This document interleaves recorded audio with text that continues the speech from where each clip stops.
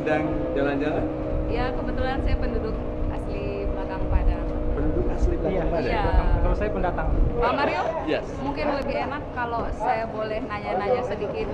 Pak Mario ada di Pulau Belakang Padang sambil duduk, mungkin sambil menikmati pemandangan. Kebetulan sinyalnya jelas sekali Bapak dari belakang. Kita lihat dari tadi ya Pak.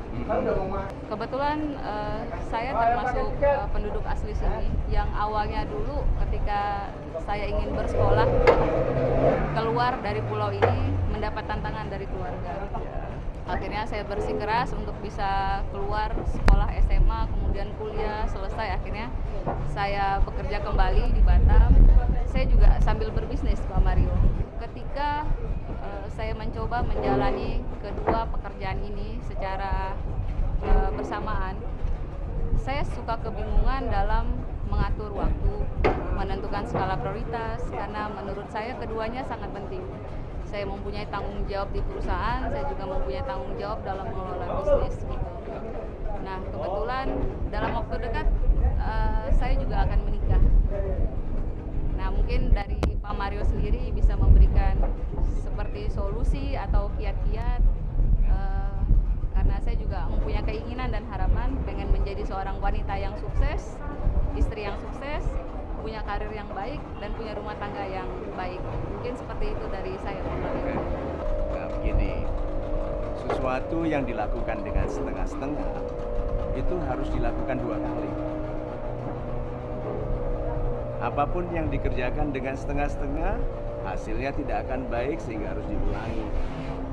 Padahal kita tidak punya 2 kali masa hidup untuk hidup dengan baik. Jadi waktu itu menuntut kita untuk tegas sekali berfokus. Karena banyak orang menginginkan banyak hal, membagi waktunya di banyak hal. Sehingga dia seperti membuat martabak yang terlalu tipis. Karena martabak kalau terlalu tipis begitu, dikasih sayur-mayur macam-macam robek. Nah, ada orang yang martabaknya terlalu tipis. Maka sebaiknya kita itu berfokus. Menginginkan banyak hal itu wajar. Tetapi berhasil di satu keinginan, itu yang memungkinkan kita mendapatkan semua keinginan. Orang itu tidak harus berhasil dalam semua hal. Cari satu yang paling kita cintai. Cari satu yang membuat kita bangun paling pagi, bekerja paling lama, lupa makan, lupa istirahat, pikirannya hanya itu, belajar hanya itu, fokus hanya itu. Itu lebih mudah berhasil daripada membagi banyak hal lalu waktu sedikit di situ, waktu sedikit. Sesuatu yang diperlakukan dengan tidak penting tidak mungkin menjadikan kita penting. Atau kalau ditanya orang, apa bisnisnya? Bilang ya kecil-kecilan. Tuh nggak boleh bilang kecil-kecilan. Gitu. Jadi katakan apa? Bisnis kedua, karir kedua. Karena saya sebagai pembicara publik, menjadi motivator seperti sekarang ini, itu hasil dari saya fokus ke karir kedua. Saya dulu bankir, kemudian saya menjadi konsultan, kemudian saya menjadi pelayan publik seperti sekarang. Jadi ingat ya, kita tidak harus berhasil dalam semua hal. Berhasillah dalam satu hal yang bisa memungkinkan kita mencapai semua yang kita inginkan. Super sekali Pak Mario. Berarti dari kesimpulannya adalah kita harus memilih. Tidak memilih itu juga memilih, dan paling tersiksa orang yang tidak memilih. Lebih baik salah jelas supaya segera diperbaiki daripada tidak pernah tahu benar atau salah. Super. Ya, good. Mudah-mudahan pernikahannya nanti awet. Ya, ya gitu. Terima kasih. Terima kasih Pak Mario. Terima kasih.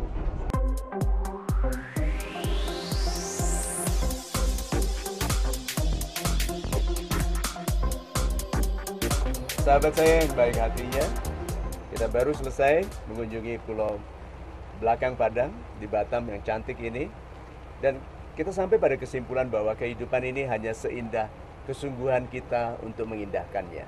Kehidupan ini memang tidak mudah, sebetulnya sulit. Tetapi hanya terasa mudah apabila kita menjadi pribadi yang lebih kuat. Dan kehadiran kita yang dijamu oleh sahabat-sahabat kita di Batam yang cantik ini menyadarkan kita bahwa kesungguhan untuk menggunakan yang sederhana yang sudah ada pada kita itu jauh lebih penting daripada modal apapun. Karena tidak ada modal yang cukup bagi orang-orang yang tidak mensyukuri kesederhanaan yang ada padanya. Karena sebetulnya kesempurnaan adalah kesederhanaan yang disyukuri.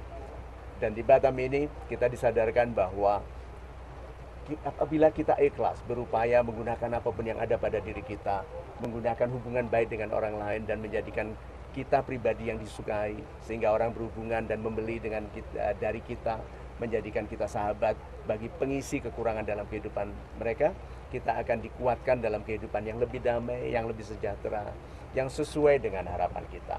Memang tidak semuanya akan menjadi seperti yang kita harapkan, tetapi apabila kita ikhlas, tidak letih berharap, bekerja dalam kejujuran dan pengabdian kepada Tuhan, bagi kebahagiaan sesama, tahu-tahu kita bisa sampai pada keadaan yang bahkan lebih indah daripada yang kita harapkan.